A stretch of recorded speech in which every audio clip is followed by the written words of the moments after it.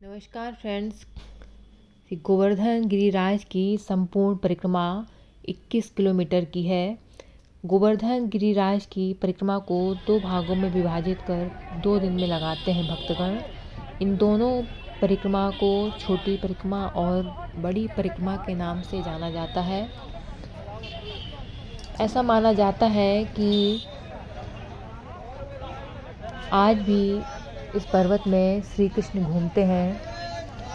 श्रीमद् भागवत में जिक्र है कि भगवान कृष्ण ने ब्रजवासियों की रक्षा के लिए गोवर्धन पर्वत को उठा लिया था और ब्रजवासियों से गोवर्धन पर्वत की आराधना करने को कहा था।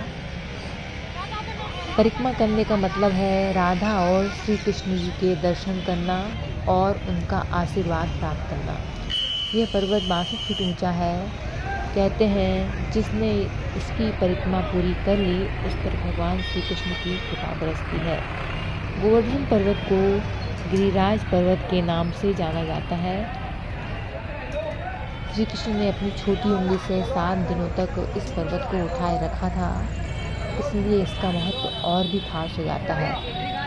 और इसी के उपलक्ष्य में गोवर्धन पर्वत की पूजा की जाती है। श्री कृष्ण ने इंद्रदेव के प्रकोप से गोकुल वासियों को बचाने के लिए तर्जनी पर गोवर्धन पर्वत उठा लिया था। तभी से इस त्यौहार को मनाने की परंपरा चली आ रही है। धार्मिक मान्यताओं के अनुसार एक ज़माने में इस पर्वत की विशालकाय ऊंचाई के पीछे सूरज तक छिप जाता था, लेकिन आज इसका कद रोजाना मुट्ठी भर कम हो रहा है। ऐसा कहा जाता है कि 5000 साल पहले गोवर्धन पर्वत करीब 30,000 मीटर ऊंचा हुआ करता था। आज इसकी ऊंचाई सिर्फ 25 से 30 मीटर रह गई है। ऐसी मान्यताएं हैं कि एक ऋषि के श्राप के चलते इस पर्वत की ऊंचाई आज तक घट रही है। एक धार्मिक कथा के अनुसार एक बार ऋषि पुलस्त्य गिरिराज पर्वत के नज़दीक से होकर गुजर रहे थे। इस पर्वत की खूबसूरती उन्हें काफ़ी रास आई। ऋषि पुलस्त्य ने द्रोणांचल से आग्रह किया कि मैं काशी में रहता हूँ और आप अपना पुत्र गोवर्धन मुझे दे दीजिए, मैं इसे काशी में स्थापित करना चाहता हूँ। द्रोणांचल ये बात सुनकर बहुत दुखी थे। हालांकि गोवर्धन ने संत से कहा कि मैं आपके साथ चलने को तैयार हूँ, लेकिन आपको एक वचन देना होगा। आप मुझे जहाँ रखेंगे मैं वहीं स्थापित हो जाऊँगा। पुलस्त्य ने वचन दे दिया। गोवर्धन ने कहा कि मैं 2 योजन ऊंचा हूँ और 5 योजन चौड़ा हूँ, आप मुझे काशी कैसे लेकर जाएंगे?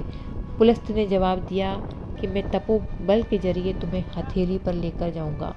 रास्ते में जब ब्रजधाम आया तो गोवर्धन को याद आया कि भगवान श्री कृष्ण बाल्यकाल में लीला कर रहे हैं। गोवर्धन पर्वत पुलस्त्य के हाथ पर धीरे धीरे अपना भार बढ़ाने लगा, जिससे उनकी तपस्या भंग होने लगी। ऋषि पुलस्त्य ने गोवर्धन पर्वत को वहीं रख दिया और वचन तोड़ दिया। इसके बाद ऋषि पुलस्त्य ने पर्वत को उठाने की कई बार कोशिश की, लेकिन वो हिला भी नहीं सके।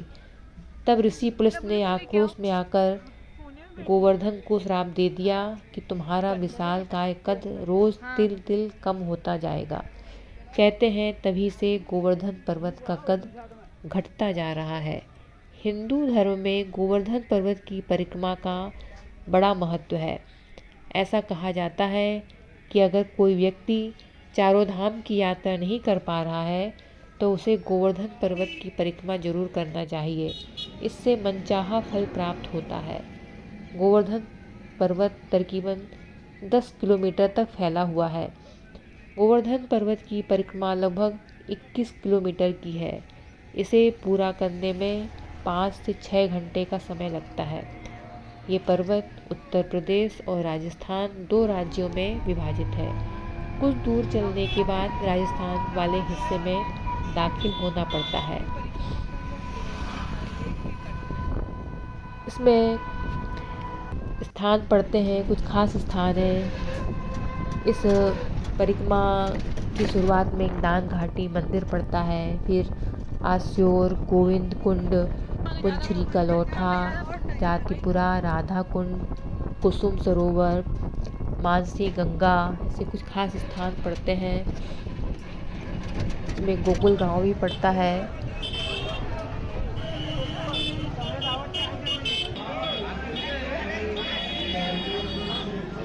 रस खान जो कवि थे उनकी भी समाधि पड़ती है।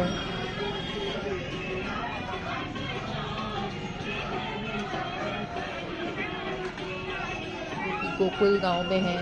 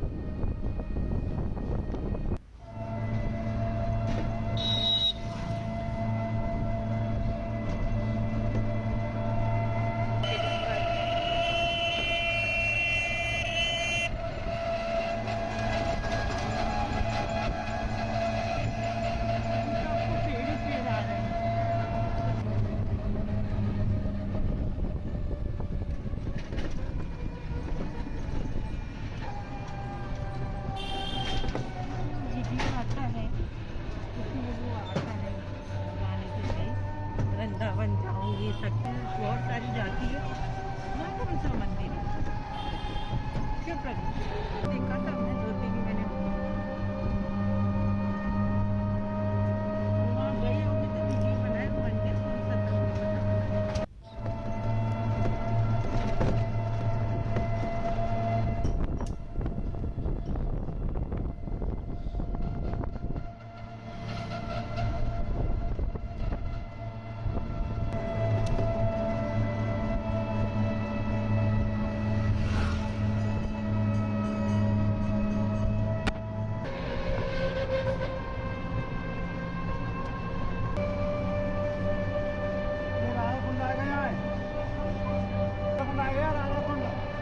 अच्छा, राधा कुंड।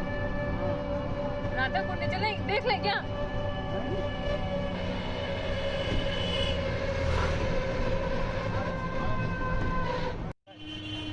राधा कुंड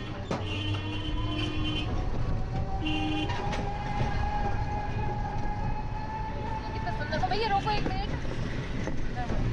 ले लो, ले लो।